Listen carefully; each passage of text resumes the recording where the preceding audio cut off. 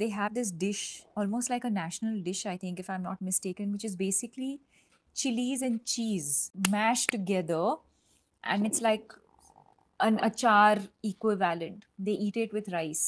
নমস্কার বন্ধুরা, আজকে চলে এলাম অভিনেত্রী দীপিকা পাড়ুকোনের ফেভারিট ভুটানি ডিশ এমা দাস্তির রেসিপি নিয়ে। এই এমা দাস্তি ভুটানের ন্যাশনাল ডিশ।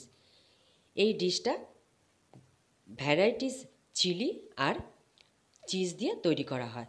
আজকে অভিনেত্রী দীপিকা পাড়ুকোনের এই ফেভারিট ডিশ আমি কিভাবে করেছি সেটাই তোমাদের কাছে শেয়ার করছি।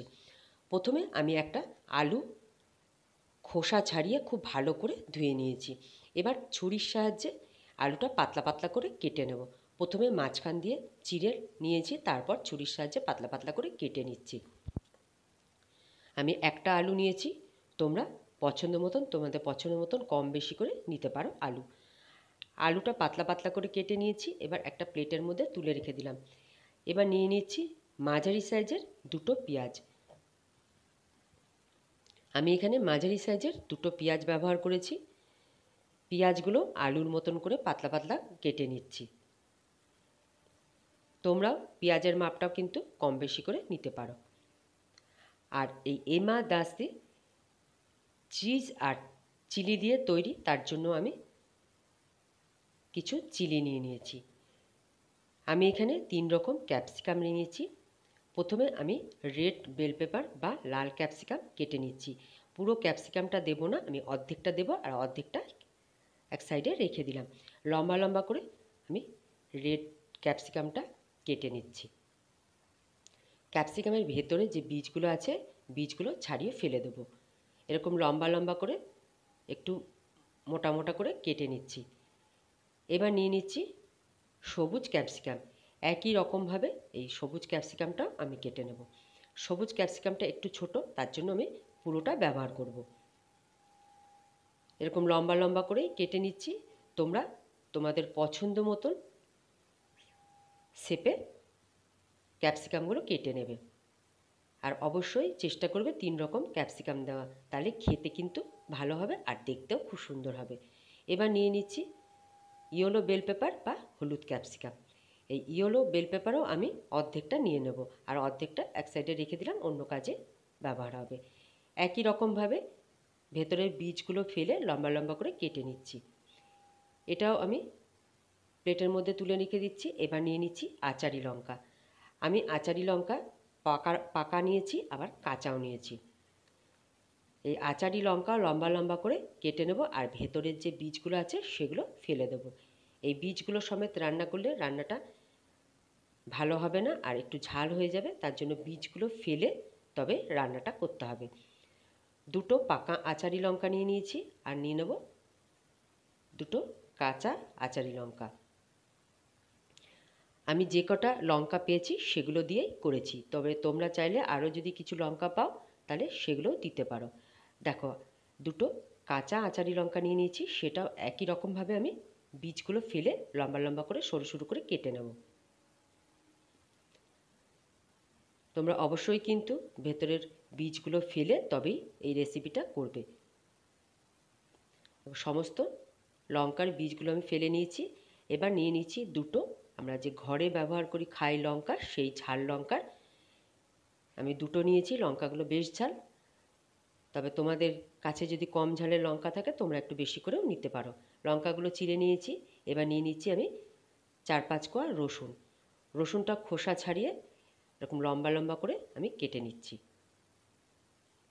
আমি এরকম লম্বা লম্বাভাবে কেটে নিলাম, তোমরা চাইলে থেতো করে নিতে পারো।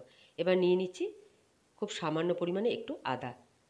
সব কিছু সবজি বা লঙ্কা আমি ধুয়ে ব্যবহার করছি, তার জন্য কেটে আর আমি ধোবো না। আদাটা খোসা ছাড়িয়ে নিয়ে একটু করে কেটে নিয়েছি, সেটাও আমি ছুরির সাহায্যে লম্বা লম্বা করে কুচিয়ে নেব। আদাটা একটু সরু সরু করে কুচিয়ে নিতে হবে। দেখো, এইভাবে ছুরির সাহায্যে আমি পাতলা পাতলা করে ছোটো ছোটো করে কুচিয়ে নিয়েছি। সমস্ত সবজিগুলো বা লঙ্কাগুলো আমার কোচানো হয়ে গেছে। এবারে চলে এলাম রান্নায়। আগের থেকে কড়াই চাপিয়ে দিয়েছিলাম, কড়াইটা গরম হয়ে গেছে, তাতে দিয়ে দিলাম 1 চামচ বাটার। বাটারটা মেল্ট হয়ে যাওয়ার পর দিয়ে দিচ্ছি রসুন কুচি আর আদা কুচি। রসুন কুচি আর আদা কুচি কয়েক সেকেন্ড একটু নাড়াচাড়া করে ভেজে নেব। তারপর দিয়ে দেবো যে পেঁয়াজ কুচিগুলো করে রেখেছিলাম সেই পেঁয়াজ কুচিগুলো। খুব বেশি কিন্তু কোনো সবজি বা রসুন পেঁয়াজ আদা আমি ভাজবো না, হালকা হাতে একটু জাস্ট কালার আসবে এই পর্যন্তই ভাজবো। দেখো পেঁয়াজগুলো হালকা করে ভেজে নিলাম। এবার আমি এক এক করে সমস্ত চিলি বা লঙ্কাগুলো দিয়ে দেবো কড়াইয়ের মধ্যে। খুব হালকা হাতে আমি ভেজে নেব। খুব বেশি কড়া করে ভেজে নিলে এই রেসিপিটা কিন্তু খেতে একদম ভালো লাগবে না। জাস্ট হালকা করে একটু নাড়াচাড়া করে ভেজে নিয়েছি। এবার যে ক্যাপসিকামগুলো 3 রকম ক্যাপসিকাম নিয়েছিলাম সেগুলো দিয়ে দিলাম।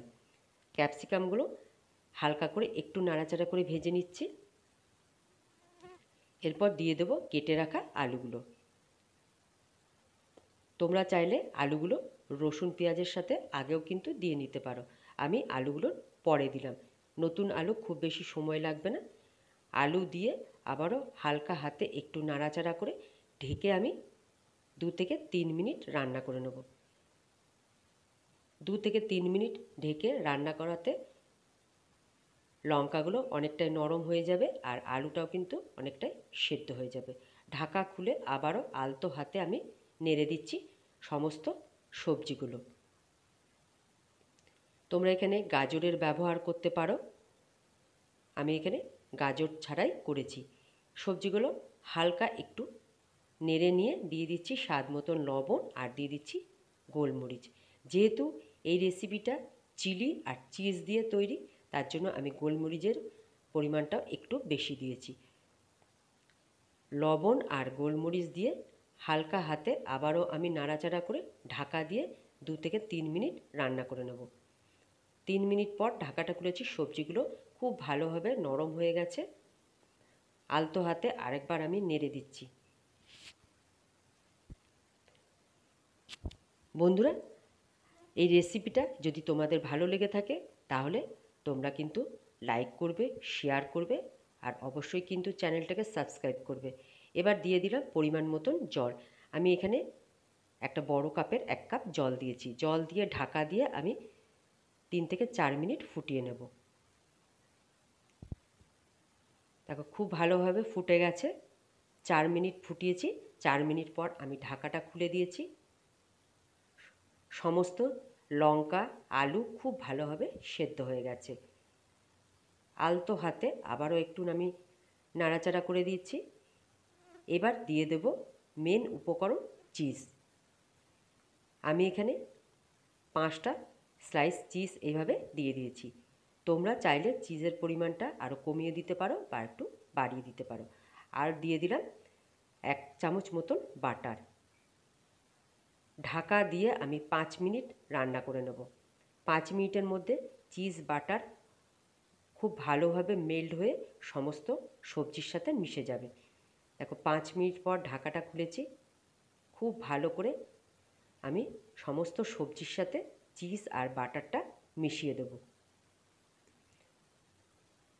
আবারও আমি 2 মিনিট ঢেকে বাকি রান্নাটা করে নেব। 2 মিনিট পর ঢাকাটা খুলে দিচ্ছি। খুব ভালো করে সমস্ত কিছু মিশে গেছে। এবার আমি আরেকটু নাড়াচাড়া করে দিয়ে পাওয়ারটা হালকা করে দিয়ে 2 মিনিট রান্না করে নিয়েছি।